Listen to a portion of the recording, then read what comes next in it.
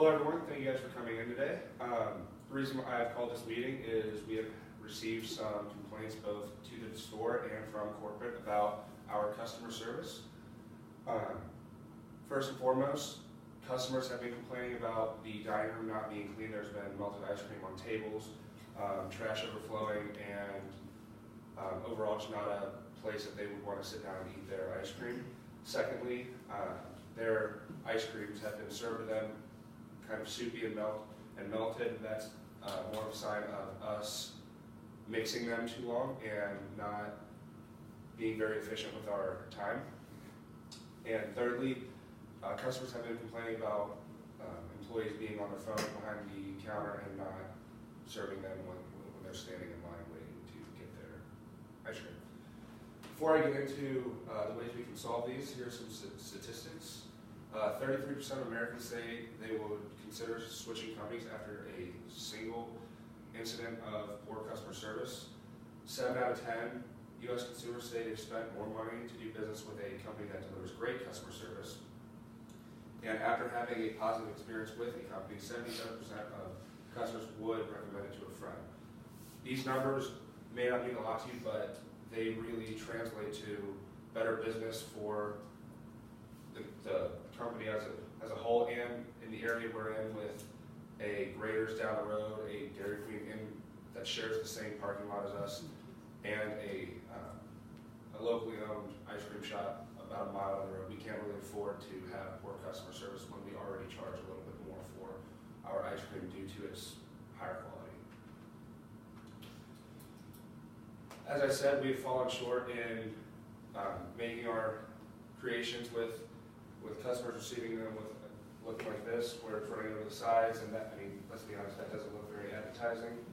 They come into our store, they want to have a good experience, they see pictures of what the ice cream should look like on the wall behind you, but then they receive it and it looks like this, they're not going to be happy. If they're not happy, then they're going to be much less inclined to tip you guys, which leaves you guys not happy. Also, the dining area is not clean, sticky tables, trash left out. That's unacceptable. When you guys were all hired, you were trained that when the store is slower, what you do is you go and wipe down the tables, you take out the trash so it doesn't build up like this, and so this doesn't become an issue. Also, we have a strict no phone policy while you're out behind the counter or in the dining room. That's why we have the back room where the customers can't see you on your phone.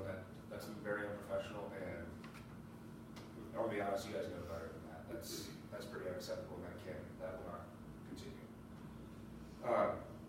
Ways we can improve though, when you guys were trained, you were taught the way we make our ice cream. You get the portion size, you put it on the cold stone, you put a divot in the middle, put the mix-ins in, and then you chop the mix-ins twice, fold the ice cream over, chop them twice again, and fold it over, and that's it. That's all you guys need to do. That makes it look like this and not the previous picture. It looks appetizing, the customer's happy, they get their ice cream faster, the line goes down faster. It's overall just better for the company as a whole.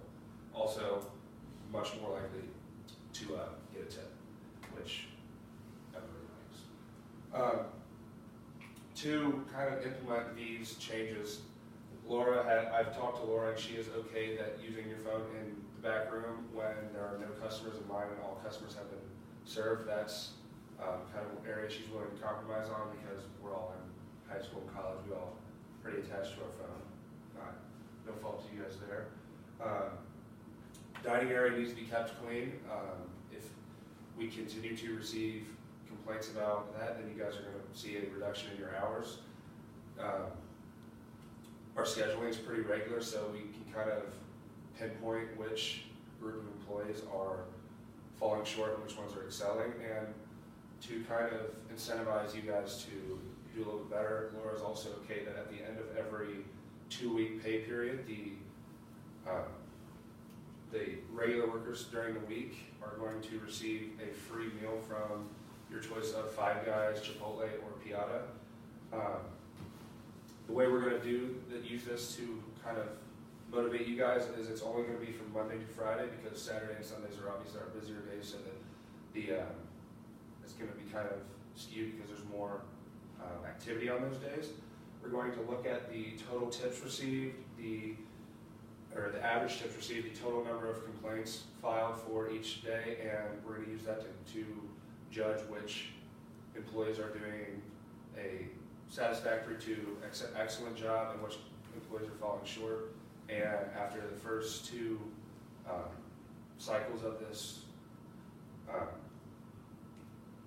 merit program, then we're going to start reducing hours of the employees who aren't doing as well and increasing the hours of those who are doing well. Which I know working at Cold Stone isn't going to be your guys' full-time career, but you guys have this job because you want spending money for a reason. So if you guys don't want to see a reduction in hours, you guys want to see an increase in hours, then you guys really need to focus on these areas we can improve, and overall this will make Cold Stone a much better place to work, and everybody will be a lot happier. Are there any questions?